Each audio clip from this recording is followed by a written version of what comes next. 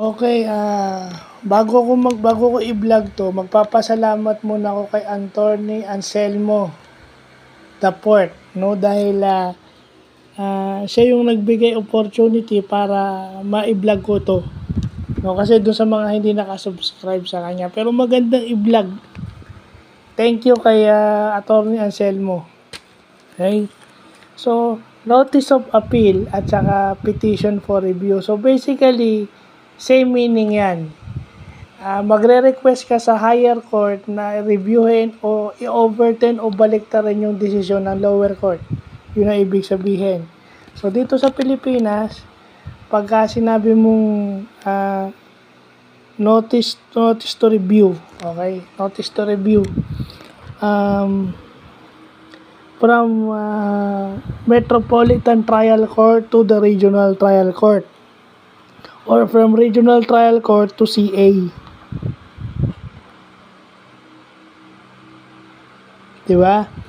Pag petition for review naman, quasi-judicial courts to Court of Appeals and RTC to Court of Appeals. So, ibig sabihin quasi-judicial. Halimbawa, yung sa National Labor Relations o NLRC, pag mag-aapila ka, hindi mo nagustuhan yung desisyon doon, pwede kang umakyat sa Court of Appeals. Yun yung quasi-judicial. Yung mga arbiter, labor arbiter, or sa RTC ka una nag-file, nag-desisyon sila, hindi mo gusto mong umapila. Mag-aapila ka sa Court of Appeals, no? Yung next higher court, para reviewin at kung papabor, i-overturn yung desisyon ng RTC. So, yun yung importanteng nalalaman natin sa batas natin, ano? Kahit yung quasi-judicial courts na yan. Salamat kay Attorney Anselmo. Yung mga arbiter na yan, quasi-judicial courts pala ang tawag dyan. At least may nalaman na kung bagong ano sa batas ngayon. So, salamat kay Attorney Anselmo. Maganda nagbablog tayo sa law.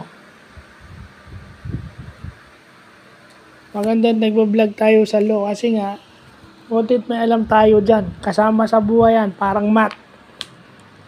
Tayo sumusunod sa batas at dapat alam natin ang batas.